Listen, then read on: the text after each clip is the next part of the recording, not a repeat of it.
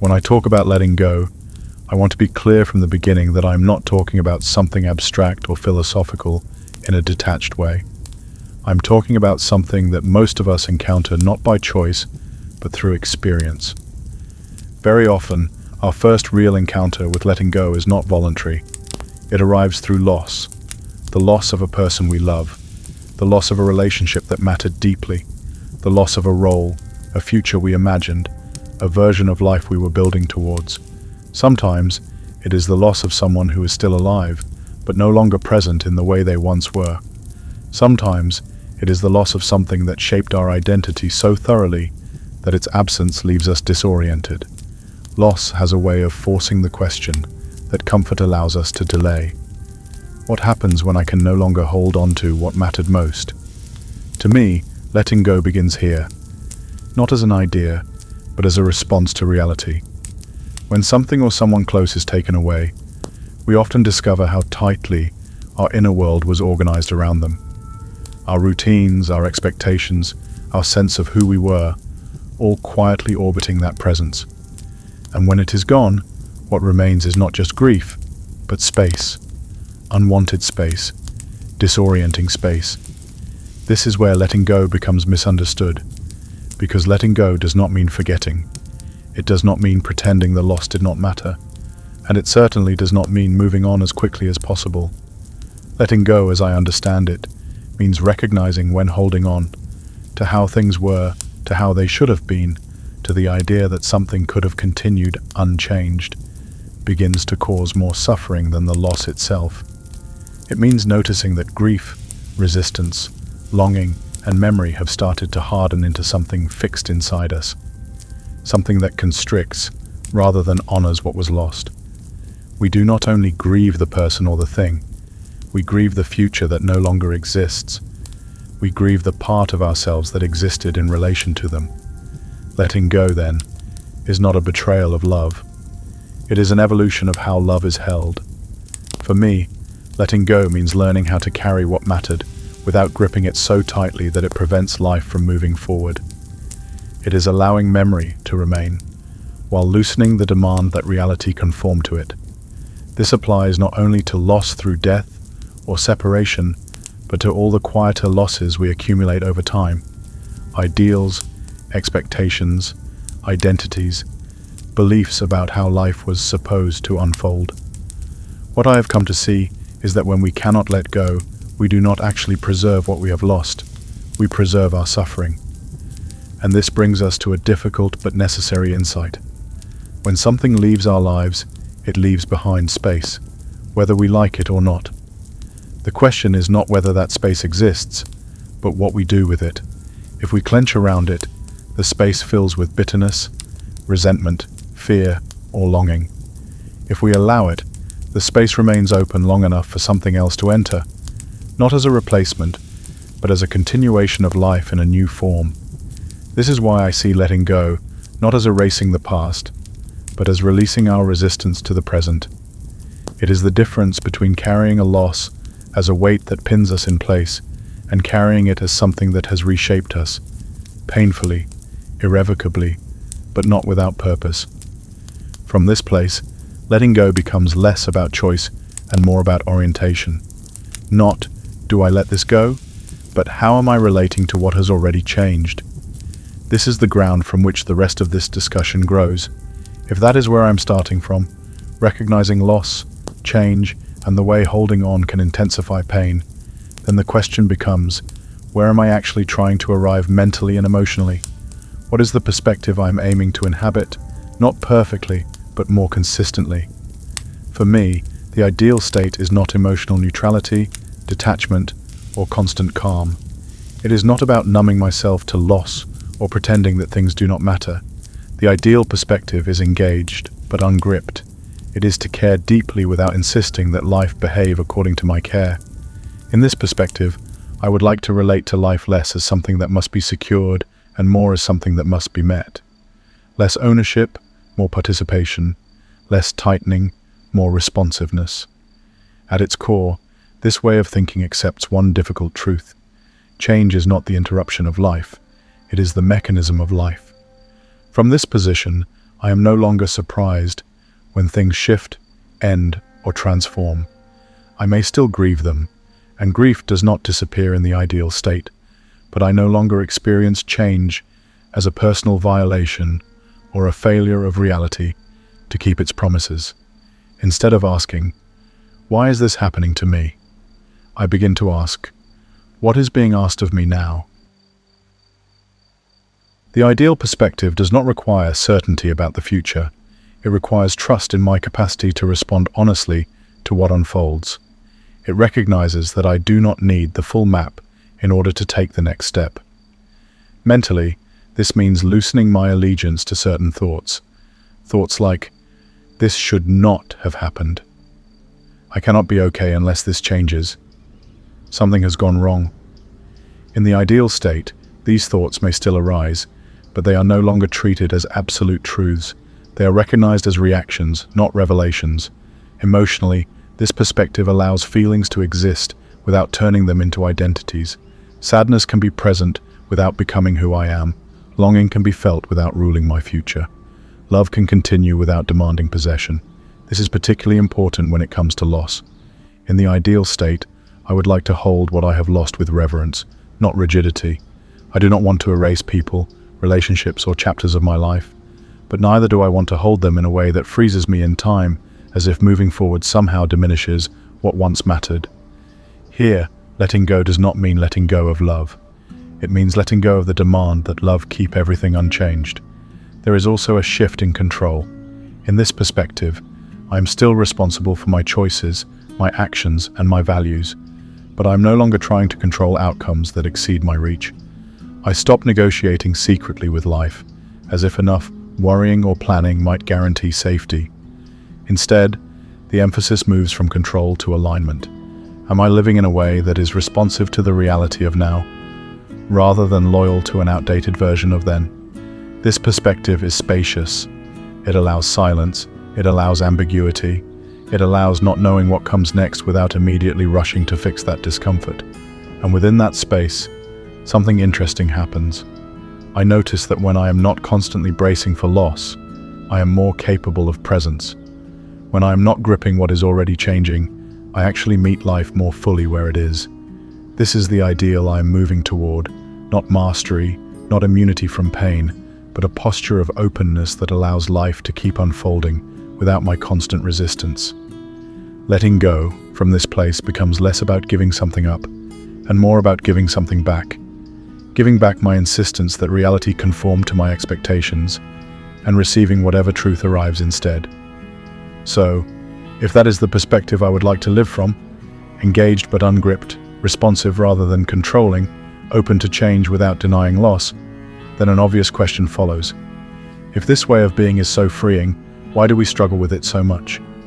Why does letting go, even when we can clearly see its value, feel so profoundly difficult in practice? The answer matters, because without understanding the obstacles, the ideal perspective risks becoming just another standard we hold ourselves up against and fail. One of the biggest misunderstandings around letting go is the idea that resistance is purely psychological, or worse, a kind of personal weakness, as if we are simply choosing wrongly or failing to be wise enough, calm enough, enlightened enough. But the pull to hold on is not primarily philosophical, it is biological, it is emotional, it is deeply learned. Letting go challenges the very systems that have kept us functioning, attached, and intact. At a psychological level, much of what we call holding on is actually a strategy for maintaining a coherent sense of self. The mind is built to create continuity.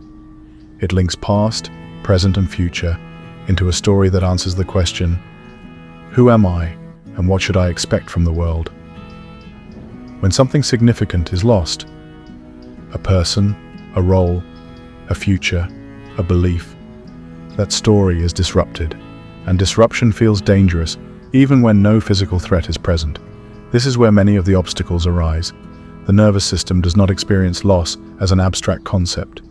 It experiences loss as instability, as unpredictability, as a reduction in safety, and so it reacts by tightening, mentally, emotionally, and sometimes physically.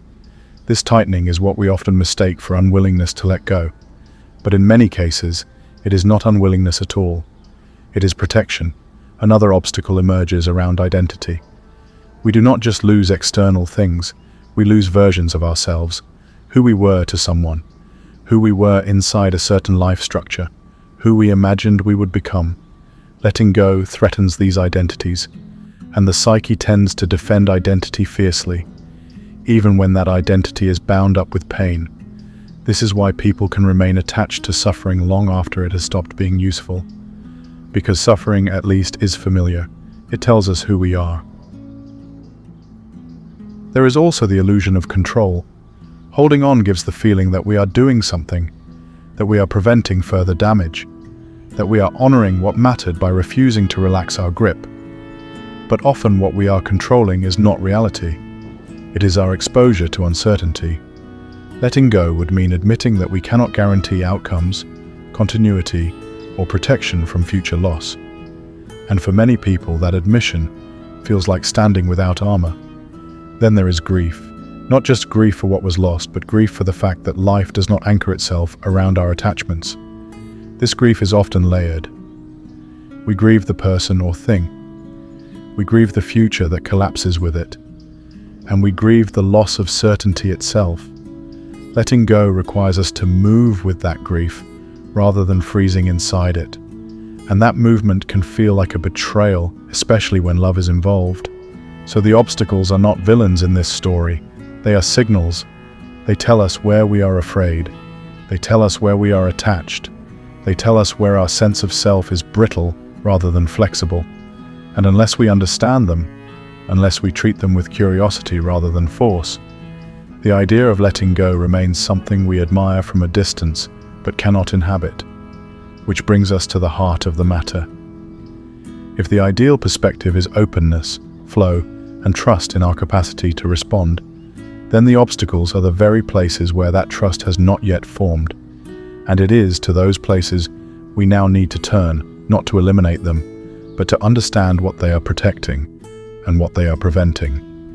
If I imagine myself having genuinely worked through, or at least softened, the obstacles we've been talking about, the result is not some elevated or enlightened version of myself removed from ordinary life. It is actually much simpler than that. I would be less defended, not exposed in a reckless way, but no longer organizing my life around avoiding pain, loss, or uncertainty. I would not require guarantees in order to act, or explanations in order to accept what has already happened. Emotionally, things would still reach me. Loss would still hurt. Love would still matter. Disappointment would still arise. But these experiences would no longer fracture me internally. They would pass through rather than become fixed points around which everything else revolves. One of the clearest changes would be in how I relate to the past. I would remember without being pulled under.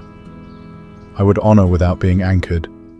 I would grieve without remaining suspended in what cannot return.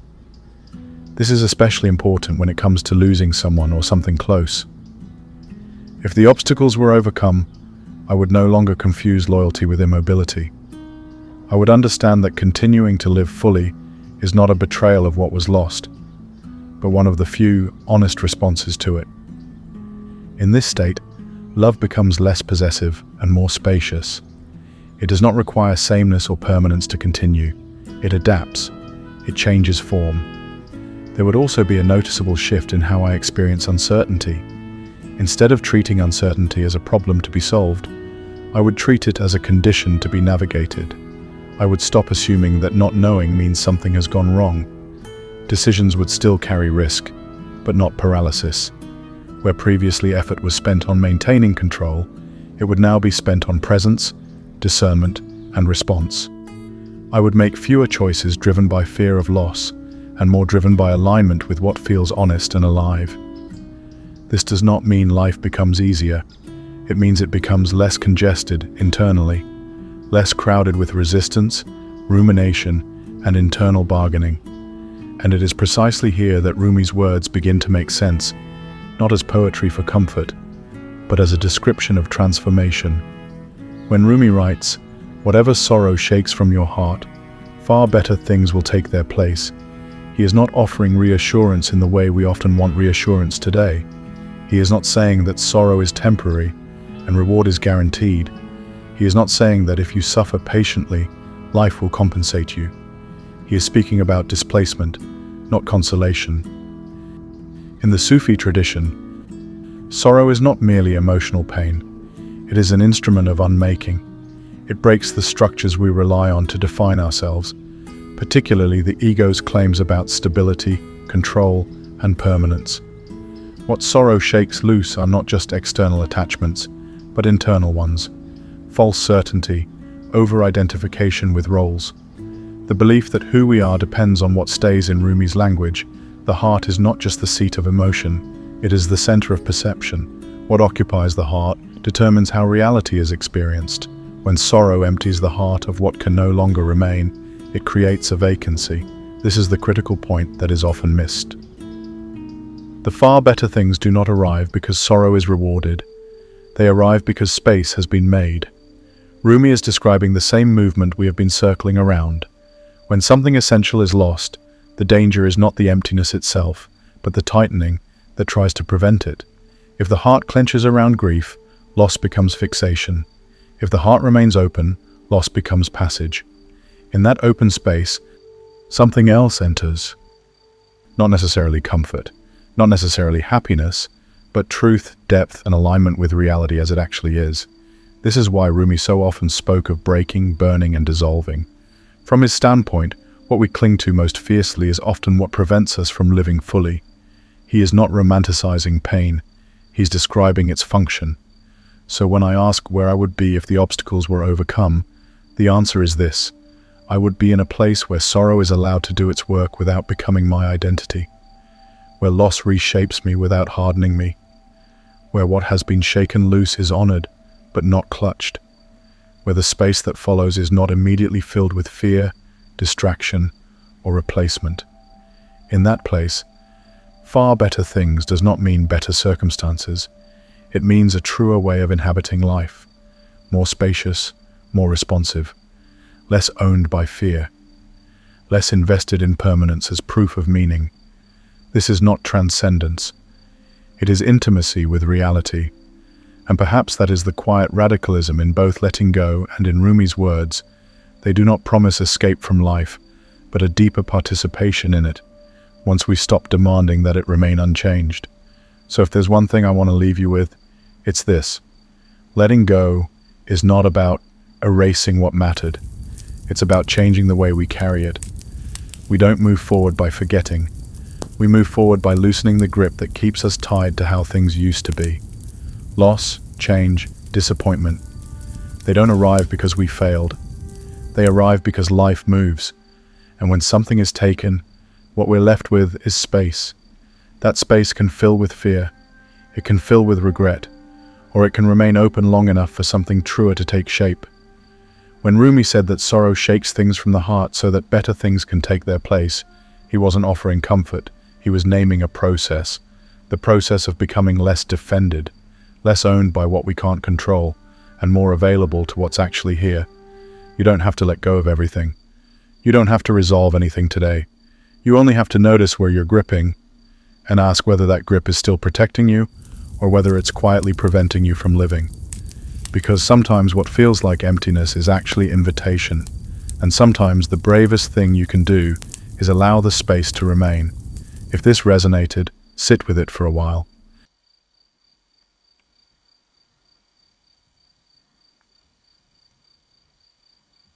Thanks for being here.